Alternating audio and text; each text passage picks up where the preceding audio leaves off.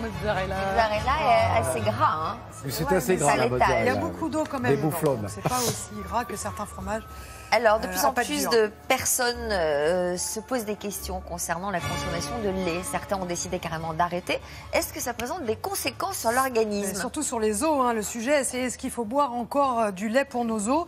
Et c'est un sujet de taille. Hein. L'enjeu est énorme puisque l'ostéoporose concerne 3,5 millions de Français. Quand même, une femme sur 3 et un homme sur 5 de plus de 60 ans auront une fracture liée à l'ostéoporose au cours de leur vie. D'accord, mais on peut trouver du calcium dans bien d'autres choses Oui, que du lait. mais encore faut-il qu'il soit bien assimilé, encore faut-il qu'il amène aussi des protéines, etc. Mais c'est vrai que le lait apporte c'est le premier pourvoyeur de calcium, c'est un très bon produit pour le calcium.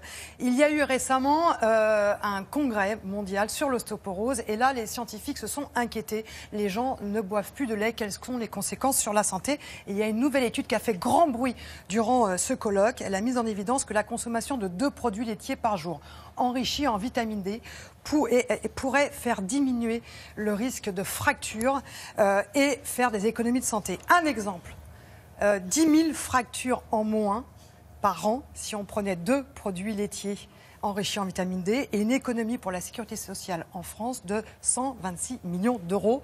C'est vous dire que l'enjeu est de taille. Alors pour vous aider à y voir un peu plus clair, voici quelques éléments en images. Nous en consommons de moins en moins. Depuis 20 ans, le lait de vache est au cœur de vives polémiques et en 2016, les ventes ont encore reculé de presque 4%. Accusés de favoriser des pathologies ou des troubles digestifs, les produits laitiers et leurs effets sur notre santé sont fréquemment mis en question. Alors faut-il encore boire du lait pour nos os ? À Amiens, nous avons suivi Catherine qui n'aime pas le lait et n'en boit plus depuis des années. Mais cette retraitée souffre d'ostéoporose. Sa masse osseuse a tendance à diminuer et son squelette se fragilise. On m'a diagnostiqué récemment une ostéoporose. Donc le médecin m'a conseillé d'augmenter ma ration calcique, mes laitages. Donc du coup, je prends un petit nuage de lait dans mon café le matin. Ça me donne bonne conscience et j'ai rajouté un yaourt le matin. Pour la santé de nos os, c'est une très mauvaise idée d'arrêter de consommer du lait. Les produits laitiers et le lait en particulier sont intéressants pour nos os parce qu'ils sont riches à la fois en calcium et en protéines, les deux constituants majeurs de notre squelette. Le calcium est le sel minéral le plus important pour le squelette, mais les besoins varient selon l'âge et le profil de chacun. Chez des enfants et des adolescents, comme chez des femmes ménopausées ou des personnes âgées, on met la barre à 1,2 g, ce qui est beaucoup. Ça veut dire qu'il faut consommer en moyenne 3 produits laitiers par jour. À l'âge adulte, chez quelqu'un en bonne santé, c'est de l'ordre de 800 à 900 mg. 2 produits laitiers suffisent en général. Catherine, elle, veille à augmenter ses apports quotidiens en calcium. Alors voilà, maintenant je mange 2 fois du comté par jour.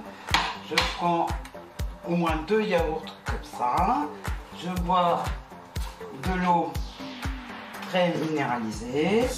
Les produits tels que le lait de vache, les fromages à pâte dure ou les yaourts restent les meilleures sources de calcium. Les laits de brebis ou de chèvre sont aussi une bonne option. Complément ou alternative au lait, quelques eaux minérales, boissons végétales, fruits et légumes, ainsi que des aliments comme les sardines, à manger avec les arêtes, ont une bonne teneur en calcium. Pour m'apporter du calcium aussi, on m'a conseillé d'avoir une alimentation équilibrée avec beaucoup de légumes et de fruits. Et puis le rhumatologue m'a conseillé de beaucoup marcher et de faire un petit peu de sport. Le sport est nécessaire pour renforcer les os, tout comme la vitamine D qui fixe le calcium sur le squelette. Rappelons enfin qu'en France, plus de 60% de notre apport en calcium provient toujours des produits laitiers. Un verre de lait par jour ne peut apporter que des bénéfices. On ne risque pas grand-chose. Les intolérants au lactose vont avoir quelques ballonnements. Il n'y a plus d'allergie aux protéines de lait après 2 ans. C'est une boisson qui est encore à conseiller. Alors, bon, en tout cas, ça fait débat, comme on dit. Le docteur Cocolle est avec nous, nutritionniste, merci d'être là. Produit controversé, le lait. Alors, il y a plein de gens qui ont décidé d'arrêter. Il y a des gens qui disent que c'est indigeste. Il y a des gens qui disent trouver du calcium ailleurs. Que répondez-vous à tout ça ? Alors, je vais faire une réponse à la normande. Peut-être bien que oui, peut-être bien que non. C'est-à-dire que tout le monde a un petit peu raison. Ouais. C'est-à-dire, oui, il y a des gens qui ont des difficultés à digérer le lait. au fur et à mesure, on vieillit également de l'intérieur. Donc notre tube digestif ça, je ne vieillit. me fais pas dire. Nos cellules intestinales vieillissent malheureusement. Ouais. Et donc ça veut dire que la perméabilité intestinale également se modifie avec le temps. Donc des gens qui pouvaient très bien aimer et boire du lait en quantité importante à l'âge de 20 ans, passer le temps, 40, 50 ans, vont avoir plus de difficultés pour tolérer le lait. Le lait de vache. Alors après, il y a des polémiques, parce qu'on dit que le lait de vache contient des facteurs de croissance, donc ça pourrait déclencher les cancers. Ça, c'est les théories d'Henri Joyeux, par exemple, qui prévalent sur Internet. Et alors, vous répondez quoi à ça? Eh ben, c'est un peu compliqué, parce que vous avez des études qui vont montrer qu'il y a une baisse des cancers du côlon aussi avec les produits laitiers, baisse des maladies cardiovasculaires pour certaines études avec les produits laitiers, augmentation des cancers du sein pour certaines études avec les produits laitiers. Donc tout est compliqué. Et le lien entre facteurs de croissance qui serait dans le lait et cancer n'a pas été démontré par aucune étude aujourd'hui. Hein. Le problème, c'est tout est compliqué parce que chacun est soi. C'est-à-dire chacun a son patrimoine génétique. Donc le lait rencontre un patrimoine génétique qui fait que éventuellement ça va favoriser certaines maladies. Par contre, ça peut améliorer d'autres maladies. Alors si on n'est pas adepte du lait, si par goût on n'aime pas ça, quoi, ça peut arriver. Quels sont les produits qu'on doit consommer pour pallier le déficit en calcium? Alors, vous avez d'autres possibilités parce que les légumes et les fruits, par exemple, sont riches en calcium. L'eau du robinet est riche en calcium également. Donc, quand vous avez votre machine à laver qui s'entartre, etc., ça veut dire qu'il y a du calcium. Donc, mais est-ce qu'un verre d'eau du robinet correspond à un verre de lait? Non, on ne peut pas dire ça, parce qu'après, ça va dépendre de la quantité, effectivement. Donc, un verre de lait, vous avez à peu près, de mémoire, on est à 40 mg ou un peu plus de calcium, je crois. Et donc, le verre d'eau, ça va dépendre. Il faut plutôt prendre des eaux minérales, dans ce cas-là, qui vont être sulfatées ou mieux bicarbonatées et riches en calcium. Il y a plusieurs donc, marques les eaux gazeuses riches en calcium, c'est très intéressant parce que le bicarbonate améliore l'absorption du calcium. Quels sont les aliments que l'on peut consommer pour pallier le déficit en calcium si on ne consomme pas de produits laitiers? Moi, je suis très favorable aux amandes, par exemple. Alors, les amandes. Mais alors, ça disait que ce n'était pas le même calcium. L'assimilation est un peu différente.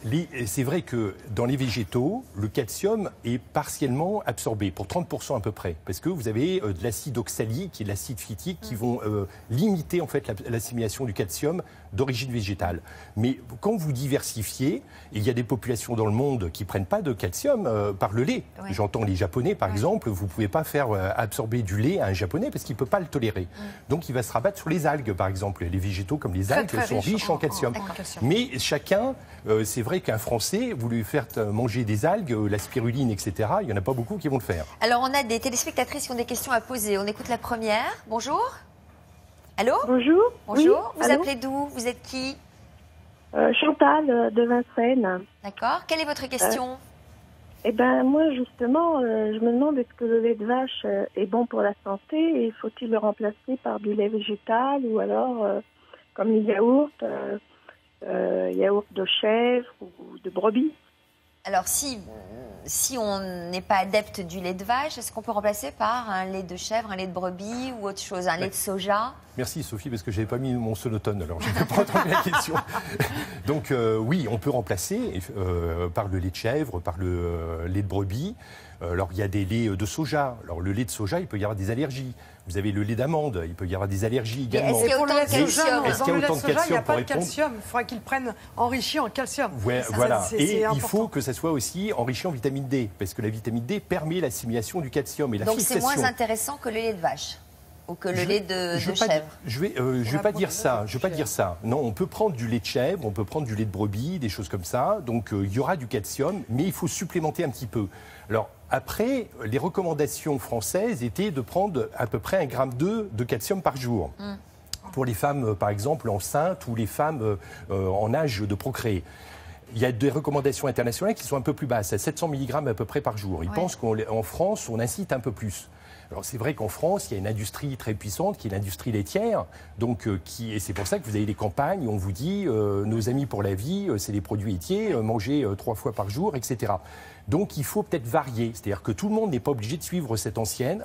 Donc il y a des gens qui doivent s'appliquer à ça parce qu'effectivement ils ont des déficits en calcium et ils sont à risque de faire, il y a des familles à risque d'ostéoporose, donc ils ont tout intérêt à suivre ça.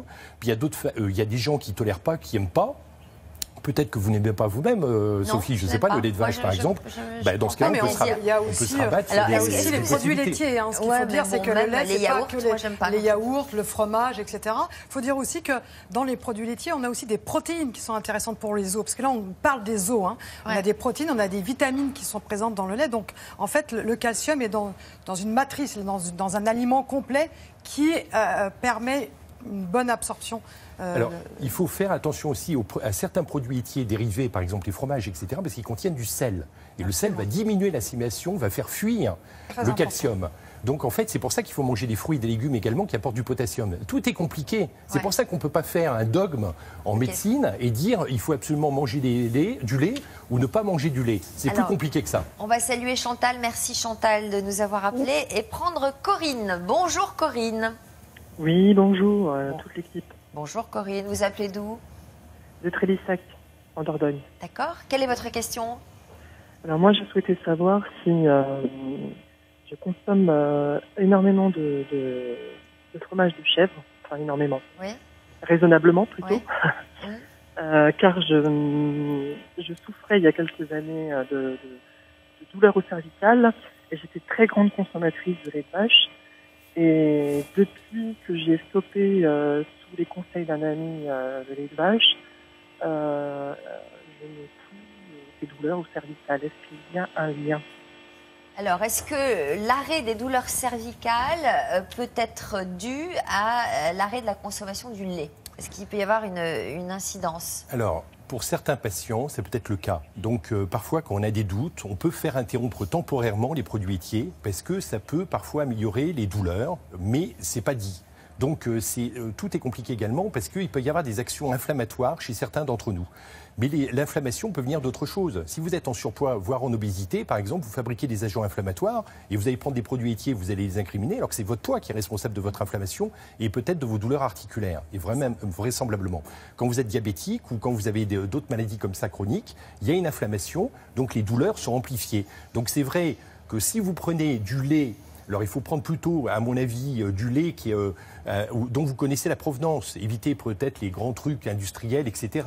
Il faut revenir avec plus de raison et connaître un petit peu la traçabilité et l'origine un petit peu. Okay. Voilà Corinne, voilà pour la réponse. Merci de nous avoir appelés. Quel temps fait-il en Dordogne? C'est mitigé. Il pleut beaucoup, mais là il y a un petit rayon de soleil dans le jardin, donc...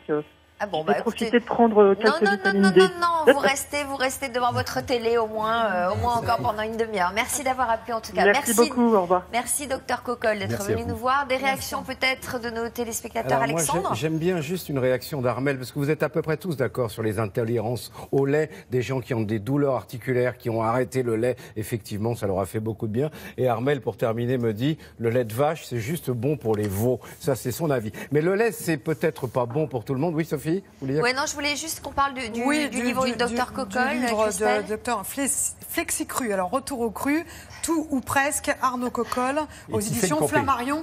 Et vous viendrez nous en parler, parce que c'est un sujet plaisir, parce que j'ai eu la chance énormément de travailler avec Tiffaine Campé, qui est quelqu'un qui fait des recettes très faciles, très rapides, et c'est goûtu. Et c'est un vrai plaisir d'avoir fait ce livre.